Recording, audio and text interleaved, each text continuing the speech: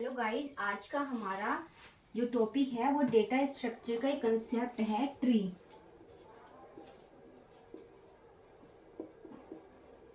जैसा कि आपको पता है कि डेटा स्ट्रक्चर में मैनी कंसेप्ट होते हैं, जैसे कि एरे हो गया, लिंक लिस्ट हो गया, हीप और स्टैक, क्यू। ये सारे क्या होते हैं, ये सारे डेटा स्ट्रक्चर के कंसेप्ट है। और इसमें एक और कंसेप्ट आता है ग्राफ का। तो सबसे पहले मैं जो आपको आज इंट्रोड्यूस कर रही हूँ वो कर रही हूँ ट्री। तो ट्री जो होते हैं वो मैनी टाइप्स के होते हैं, जैसे कि बाइनरी ट्री।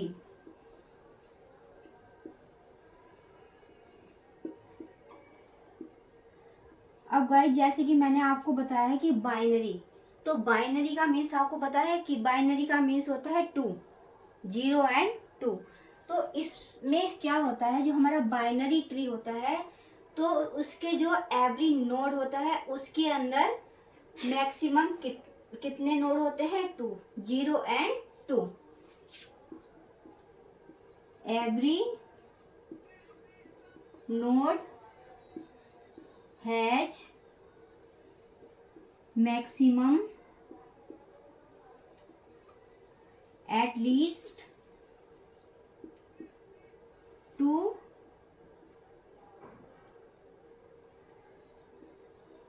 node, 0 and 2। इसका मतलब मीन्स ये है गाइस, जैसे कि मैंने आपको बताया कि एटमोस्ट 2 ही नोड होते हैं हमारे बाइनरी ट्री के अंदर। अब बात आती है कि हम इसको बाइनरी ट्री को कैसे ड्रॉ करते हैं। तो मैं आपको एक एग्जांपल के थ्रू बाइनरी ट्री को ड्रॉ करना बताती हूँ। फर्स्ट, जैसे कि हमने एक एग्जांपल लिया 10, 20, 5, 4 एंड 6। तो जो हमारा प्री नोड होता है उसको हम क्या मानते हैं गाइस, क्योंकि इसमें ही हमारा pre order, in order, post order, ये तो हमें कोई सा कंसेप्ट तो है ही नहीं। तो सिर्फ हमें क्या दिया है, सिंपल से एग्जांपल दिया है, उसको इन्होंने क्या बोलेंगे ये कि बाइनरी ट्री ड्रॉ करो। जो हमारे यूनिवर्सिटी के एग्जाम होते हैं तो उसमें हम क्या करते हैं, जैसे कि हमारा फर्स्ट नोड है प्री नोड, तो उसको हम एज इट इज उसको रूट नोड मान लेते हैं। तो सबसे पहले हमने 10 क्या हुआ हमारा रूट नोड। अब बात आती है जो हमारा नेक्स्ट नोड है वो है 20। अब जब 20 है तो हमारे दिमाग में क्या आएगी जल्दी से, कि जो 10 है और रूट नोड उसके जो ग्रेटर है, क्योंकि 20 ग्रेटर है किससे, रूट नोड से, तो उसको हम क्या करेंगे, राइट में इंसर्ट कर देंगे। लेकिन ये हमारी बाइनरी ट्री की ऐसी प्रॉपर्टी गलत होती है, क्योंकि ये फुलफिल नहीं करता। सिर्फ उसकी तो सिर्फ यही प्रॉपर्टी है कि मैक्सिमम एटलीस्ट 2 नोड होते हैं, तो ये हमारा राइट में नहीं आएगा। इसको हम क्या करेंगे गाइस, जो हम अब इसके अंदर रूट इंसर्ट करेंगे उसको हम लेवल वाइज कंप्लीट करेंगे। तो सबसे पहले हमने लेफ्ट रूट इंसर्ट किया 20, देन क्या है फिर हमारा नेक्स्ट नोड 5 को इंसर्ट किया 5, नेक्स्ट नोड हमारा 4 है 20 के लेफ्ट में, क्योंकि ये लेवल हमारा कंप्लीट हो गया। अब करते हैं हम नेक्स्ट लेवल कंप्लीट। अब उसके आगे क्या नोड है, नेक्स्ट नोड हमारा जो है 6, तो 6 को हम कहाँ पे कंप्लीट करेंगे, 20 के राइट में। ये गाइस हमारा होता है बाइनरी ट्री।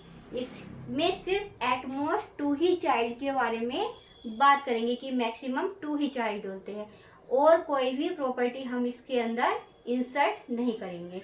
अब मैं आपको बताती हूँ ऐसे ही कि binary search tree, binary search tree.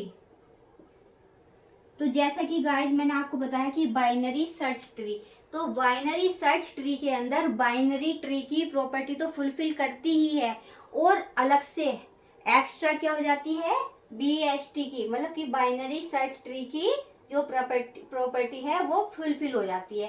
तो इसको हम कैसे लिखेंगे, every root node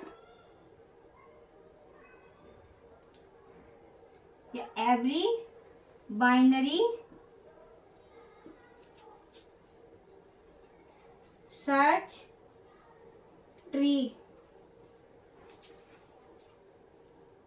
which left subtree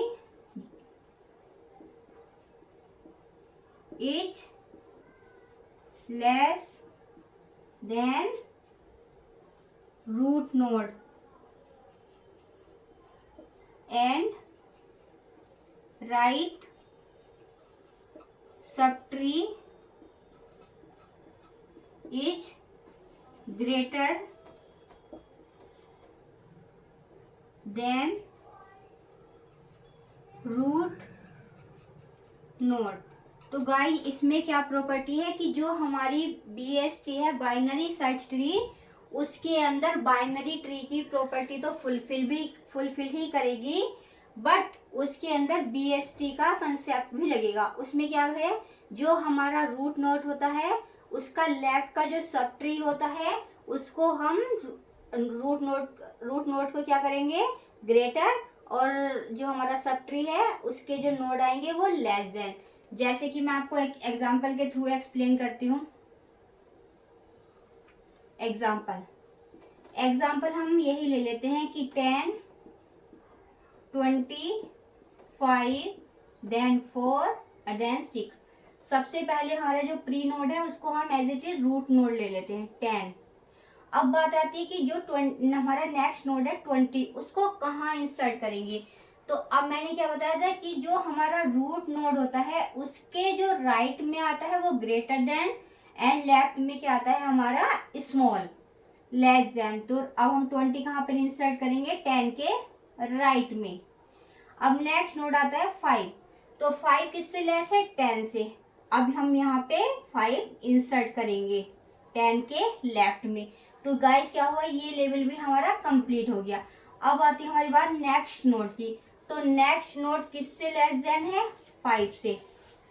5 हमने इंसर्ट कर दिया। अब नेक्स्ट नोड जो आता है हमारा अगेन 6। तो 6 किसके राइट है, किससे ग्रेटर देन है, 5 के। तो ये हमारा राइट में आ गया।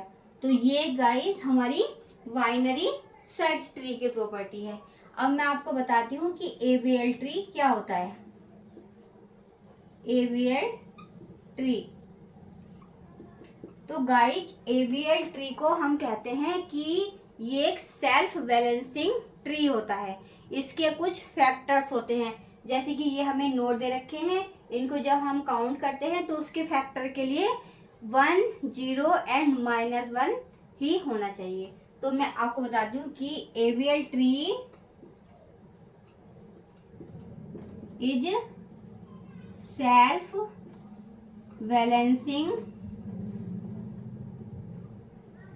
ट्री, और इसके फैक्टर क्या क्या होंगे, फैक्टर 1, 0 एंड -1। तो गाइस जब मैं आपको AVL ट्री को एक्सप्लेन करूंगी, ये एक लॉन्ग कंसेप्ट है जिसके अंदर हमें लेफ्ट या राइट क्या करना पड़ता है, मूव करना पड़ता है उसको।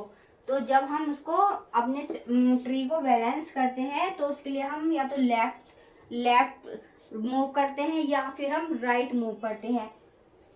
अब मैं नेक्स्ट बताती हूँ आपको कि बाइनरी हीप।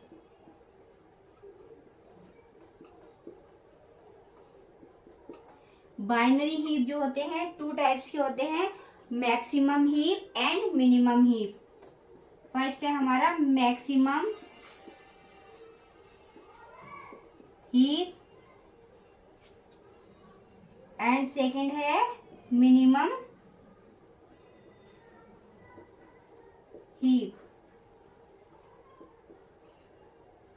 इसकी प्रॉपर्टी क्या कहती है कि जो हमारी बाइनरी ट्री की प्रॉपर्टी तो फुलफिल ही करती है, बट इसके अंदर एक प्रॉपर्टी किसकी ऐड हो जाती है, हीप की।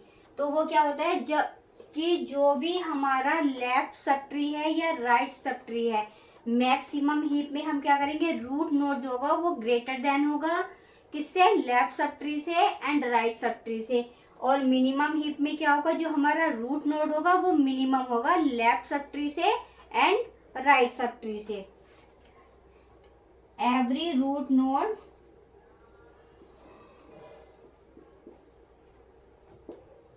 Has root node is a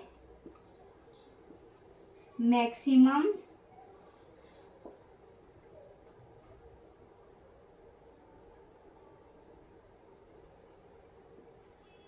left subtree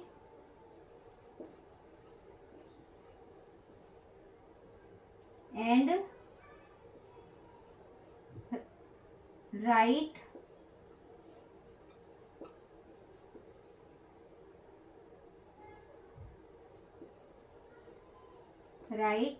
sub tree. Same as it is ऐसे ही कि every root node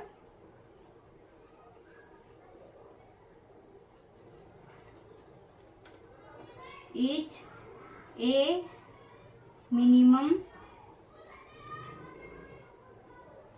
left subtree and right subtree. तो गाइज आज जैसे कि मैंने आपको एक्सप्लेन किया है कि बाइनरी ट्री क्या होता है, बाइनरी सर्च ट्री क्या होता है एंड एवीएल ट्री क्या होता है एंड बाइनरी हीप क्या होता है। तो ये मैंने आपको आज कंसेप्ट बताया है।